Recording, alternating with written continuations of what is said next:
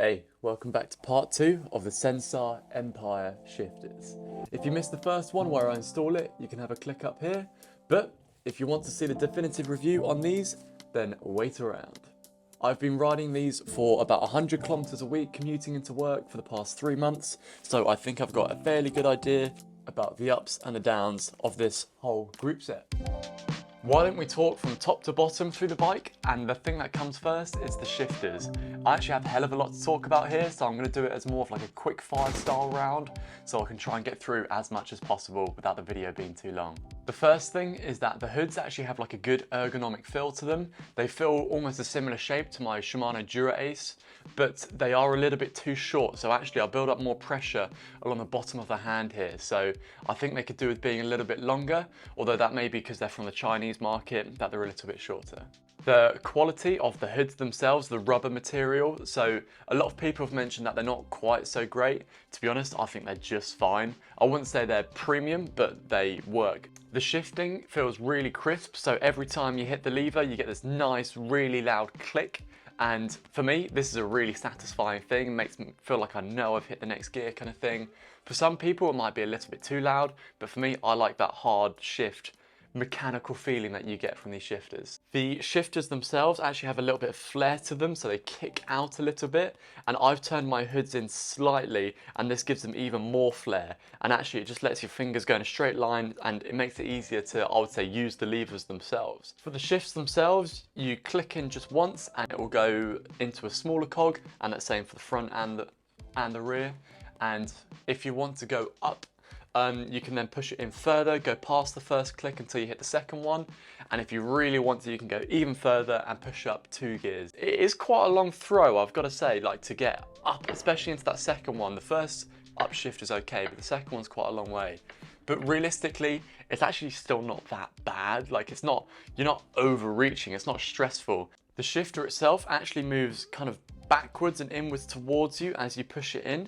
So actually it kind of makes it easier to handle that long throw, especially even when you're in the drops. In a separate video by Francis Cade, he mentions that there's a small sharp part on the shifters, and in some ways I can see what he means. But it's not really that sharp.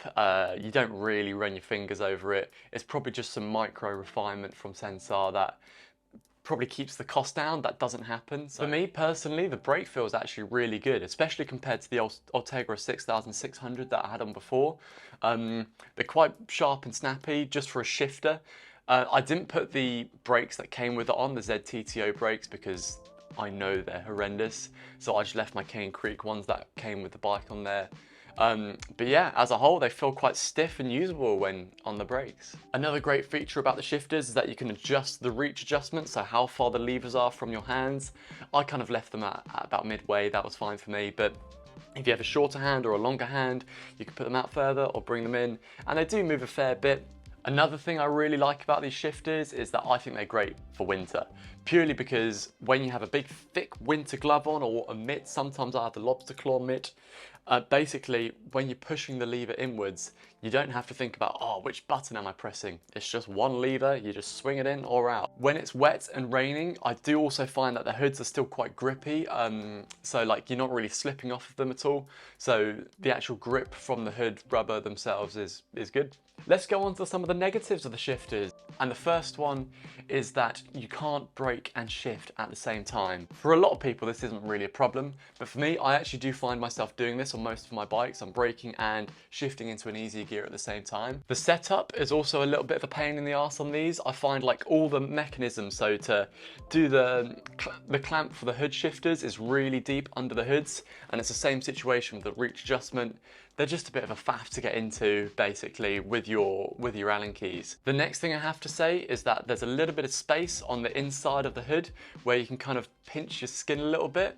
I've only done it twice, but you go to shift the gear and you kind of got your one of your fingers in between that and it kind of pinches the skin. The next thing I'm not overly keen about is that it's not easiest to tell that when you're in the biggest sprocket on the rear. So when you kind of push in and you want to go up another one but you're already there, it feels like the shifter kind of spits you back out rather than just being like a good sense your feedback that you were in the big one. And then the final thing about the shifters that I don't like is that some of the underneath mechanism parts, it looks like aluminium on carbon, so I'm not sure how long it's going to last in a few years' time. Let's talk about the brakes. So it came with some ZTTO brakes. I'm not even going to show them on here. They're so bad, I'm not even going to look at them. Just buy some cheaper Shimano ones. They work really well.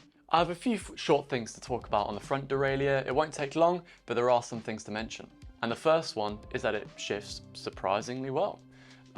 Moving down onto the small one, it shifts really easily. Moving up into the big one, it's really quick. I would honestly say it's as quick as my Dura-Ace Di2 or my Tarmac SL7. A thing to note about the front derailleur is that actually when using that shifter, this is where you can really tell it's quite a long lever. You don't notice it so much on the rear derailleur, but on the front one you can tell it's a long throw to get back in. The final thing to note about the front derailleur is that actually the limit screws are in a really good place to kind of get gunned up. Especially, it doesn't really happen over like a year or two, but over 5, 6, 7, 8 years, those kind of areas kind of get blocked with a bit of mud and dirt and you end up not being able to adjust them.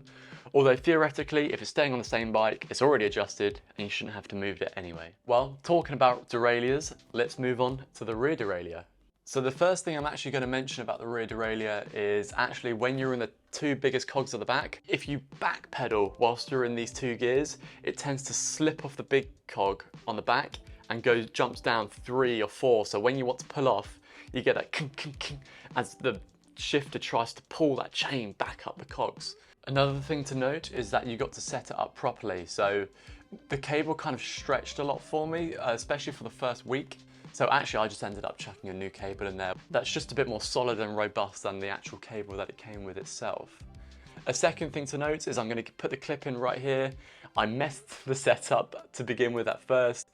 Silly me, but this is how to set it up properly. I'm going to show you real quick. First time I did it, I looped the cable up through this little guide here and I went this way over, so it hooked that way.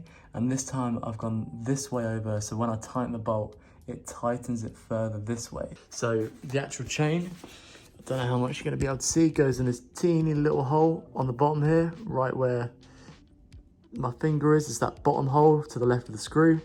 And you got to feed it through there. It comes out the top here, and then finally you got to feed it into the cable. So that's how you set it up properly. Don't make the mistake that I did.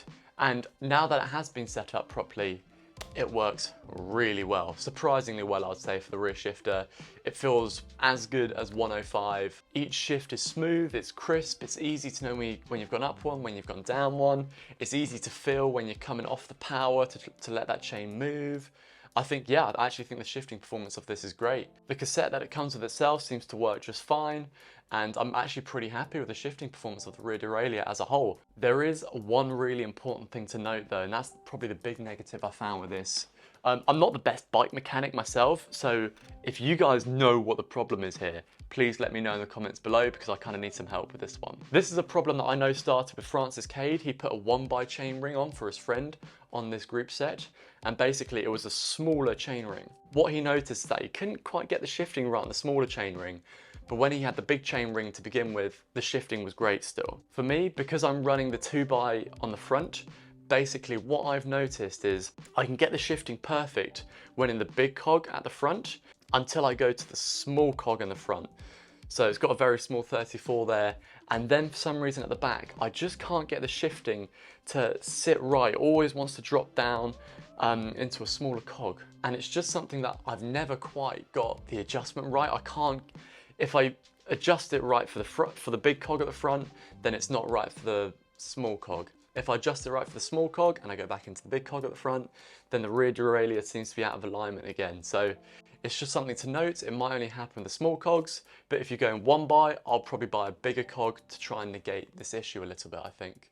Let me talk about the Senix chainring for a second, and really it's all positives here. So I know GCN also had a Senix one, but I think theirs is a lot heavier as a piece. It's probably a lower grade tier from Senix, but this one is actually quite a light piece itself. I think it also looks great. It's very obviously copied from SRAM Red, but there's nothing wrong there. It's a really good looking chainring. It's all one piece as well, so that helps bring the weight down even further on this one. And finally, the shifting up and down from this chainring, from the big to the small, is actually really good. So I have nothing but positives for this chainring. I think real quick, I'm just going to talk about a comparison between this and 105. So 105 is definitely a more of a trusted group set. It's going to be, I believe it's going to be more robust. You can take it through more mud, more salt on the roads, and it will stand up a lot better than this group set will. So the quality of shifting, I think, is just as good. The weight is probably a little bit lighter than the 105 group set with all those little bits of carbon. As a whole, I think it adds up. 105 is going to be much more robust and easier to set up, but this is as close as you're going to get for a budget group set, plus an extra speed. So I think the brakes is actually something that you need to consider with the price of the group set.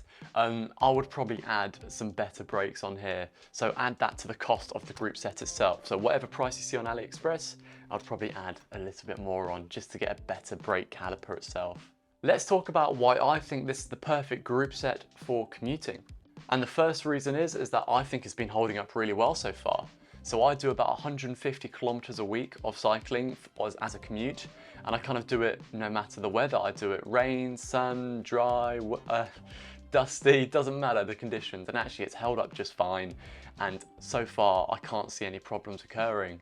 The next benefits really become because it's a cheaper group set. So as a commuter bike, you don't really mind as much if it gets a bit more beaten up and stuff like that, and a bit less well cared for, just because you don't want to put as much maintenance into it. The next thing is it being stolen. If your commuter bike unfortunately gets stolen, then you have a less monetary risk being held there. The next benefit I think comes from the range. So like I said, I've got a 50-34 on the front and an 11-34 on the back. So really big range. And I think that really helps, especially for me, because I'm either going up or down on my way to work. You don't really need those big gears for commuting, and it just gives you, that 12 speed just gives you lots of range, lots of adjustability for the commute itself. I also think that the group set is really lightweight for the money, especially with the Senix crank that I have on the bike. And obviously being a lighter bike going up hills makes it feel better, feel more responsive. When commuting throughout the winter, especially here in the UK, it's going to be raining a lot or it's going to be very cold.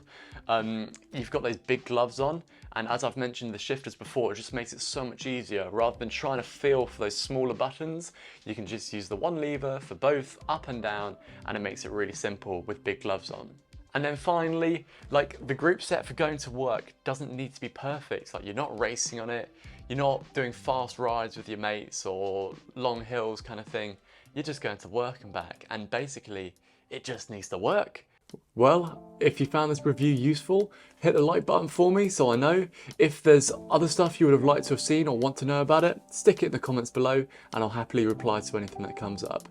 Thank you so much for watching. This has been Cycling Unboxed. I look forward to seeing you in the future.